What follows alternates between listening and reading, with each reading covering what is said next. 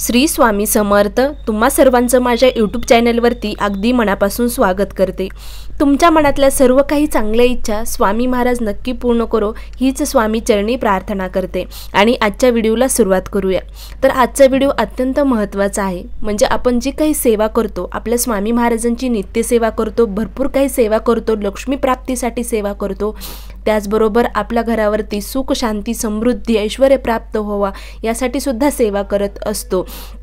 त्याचबरोबर आपण जेवढी सेवा करतो ते चांगल्या पद्धतीने करतो। म्हणजे आपण स्वामींवरती म्हणजे आपण स्वामी भक्त आहोत, स्वामीवर अतूट विश्वास ठेवून ही सेवा करत असतो आणि आपले स्वामी महाराज खरंच आपल्या इच्छा त्या पूर्ण सुद्धा करत असतात। पण आपल्याला ह्या सेवा कुठेही थांबवायच्या नाहीत। आपल्याला सातत्य ठेवायचं आहे सेवेमध्ये, सतत आपल्या स्वामी महाराजांचं नामस्मरण करायचं आहे, त्याचबरोबर सेवा करायची आहे। आपल्या घरामध्ये स्वामींचा फोटो आहेच आणि ज्यांच्याकडे नसते त्यांनी प्लीज लवकरात लवकर म्हणजे घ्या। स्वामींची फोटो आपल्या घरात मूर्ती किंवा फोटो असणं अत्यंत गरजेचं आहे। आणि आपल्याला ह्या सेवा सगळ्या आपल्याला म्हणजे वेस्ट जाणार नाहीत। कधी ना कधी तरी आपल्याला आपण केलेलं चांगलं कर्म हे आपल्याला कधी ना कधी त्याचं फळ मिळतच असतं। मग ते थोडं असो कसंही असो आपल्या आपल्या कर्मानुसार मिळत असतं। त्यासाठी आपण सेवा करणं अत्यंत गरजेचं आहे। तुम्ही व्हिडिओ बघताय, मी कोणतेही असो, तुम्ही व्हिडिओ बघताय फक्त आणि हो हो करण म्हणतात आणि करतच नाही, असं जर असेल तर काहीच उपयोग नाही। त्यासाठी जास्त का नाही झाली आपल्या हातानं तर किमान थोडी तरी आपल्या स्वामी महाराजांची सेवा करणं अत्यंत गरजेचं असतं। कसं म्हणतात, आपल्याला कसं असतं, आपण म्हणजे संसारिक लोक आहेत, आपल्याला फक्त अडचण आली की आपण सेवेला लागतो, एवढंच आपलं म्हणजे आपलीकडं प्रथा आहे। पण तसं नाही करता आपण आपलं सेवामध्ये सातत्य ठेवलं पाहिजे, तरच आपल्याला यश प्राप्त होत असतं, आपल्याला सुख समाधान प्राप्त होत असतं।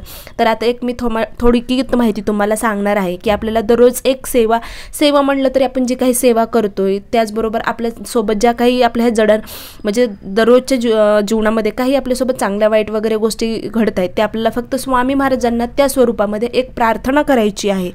कारण आपण एवढी सेवा म्हणजे स्वामी महाराज आपल्याकडून करून घेते, त्याबरोबरच फळसुद्धा आपल्याला देतात। त्याचबरोबर आपण एक गोष्ट करायची आहे त्याच्यासोबतच, ती म्हणजे प्रार्थना। तर स्वामींना कशी प्रार्थना करायची, स्वामी आपल्याला बरेचसे संदेश देखील देत असतात की तुम्ही असं करा तसं करा। बरेच काही त्यांनी विचारसरणीसुद्धा स्वामींच्या आहेत की असं कसं आहे ना, म्हणजे वेळ कुणासाठी थांबत नाही हो, आणि वेळेला आपल्याला थांबवता येत नाही। त्यामुळे आपण आपलं कर्म चांगलं करत राहिलं पाहिजे। आणि ज्याचं कुणाचं कर्म जर वाईट करत असेल कोणी तर त्याचे भोग त्याला भोगावेच लागतात।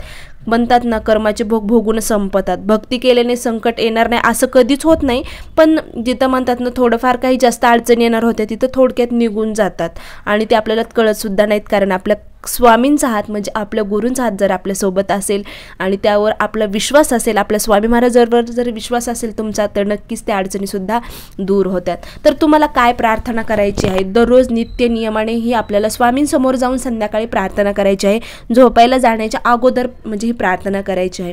तर सर्वात प्रथम आपल्याला संध्याकाळी आपण झोपण्याच्या अगोदर पाय धुतोच, पाय धुवूनच आणि कोरडे करूनच आपल्याला झोपायचं असतं। पाय ओले घेऊन झोपायचे नाही, कारण यानं लक्ष्मी प्राप्ती होत नाही किंवा लक्ष्मीचा आपल्या घरामध्ये वास राहत नाही। घरातील करती स्त्री जी आहे म्हणजे घरातील स्त्रीनी कधी पण पाय धुतले तर ओल्या पायाने झोपू नये। आपण हे नियमसुद्धा झोपण्याचे शास्त्रशुद्ध पद्धतीने व्हिडिओ मी टाकलेला आहे, तुम्ही बघितला पण असेल की ओले पाय करून कधीही झोपू नये। तर आपल्याला पाय स्वच्छ धुवून घ्यायचे आहेत आणि स्वामींच्या समोर बसायचं आहे, म्हणजे आपल्या देवघरामध्ये समोर बसायचं आहे आणि प्रार्थना करायची आहे। तर पहिली प्रार्थना तुम्हाला काय करायची आहे, हे स्वामी राया, हे घर तुमचं आहे आणि मीही तुमचीच आहे। जे ठरवलं आहे ते माझ्यासाठी भलंच आहे।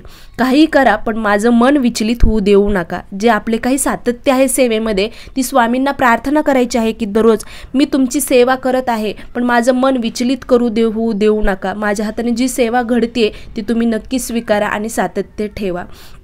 तर दुसरी सेवा म्हणजे दुसरी तुम्हाला प्रार्थना काय करायची आहे स्वामी समोरच, तर हे स्वामी राया, तुमच्या इच्छेने आजचा दिवस छान गेला आणि तोही मी आनंदाने स्वीकार केला।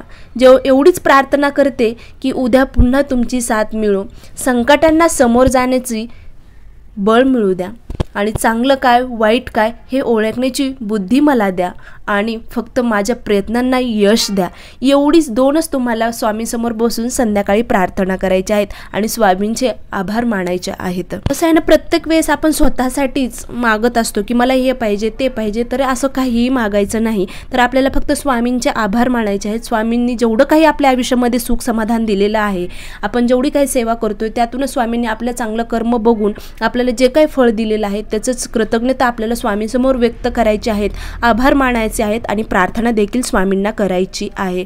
कसं आहे ना, म्हणजे प्रत्येक सेवा आपल्यालाच मिळावा काहीतरी याच्यासाठी करायची नसते, तर आपल्याला भरपूर काही असं स्वामींनी दिलेलं आहे, याच्यासाठी सुद्धा काही ना काही सेवा करायला पाहिजेत. म्हणून आपल्याला ही छोटीशी प्रार्थना दररोज संध्याकाळी म्हणायची आहे. तर तुम्ही पण दररोज नक्की संध्याकाळी ही स्वामींसमोर बसून प्रार्थना म्हणा आणि स्वामींचे आभार माना. तर या प्रकारे आजचा व्हिडिओ होता. व्हिडिओ आवडला असेल तर नक्कीच तुम्ही लाईक करा, शेअर करा आणि सबस्क्राईब करायला मात्र विसरू नका आणि कमेंट करून नक्की कळवा. माझे व्हिडिओ आवडत असेल तर नक्की कमेंट करा. श्री स्वामी समर्थ. जय जय स्वामी समर्थ. अवधूत चिंतन श्री गुरुदेव दत्त.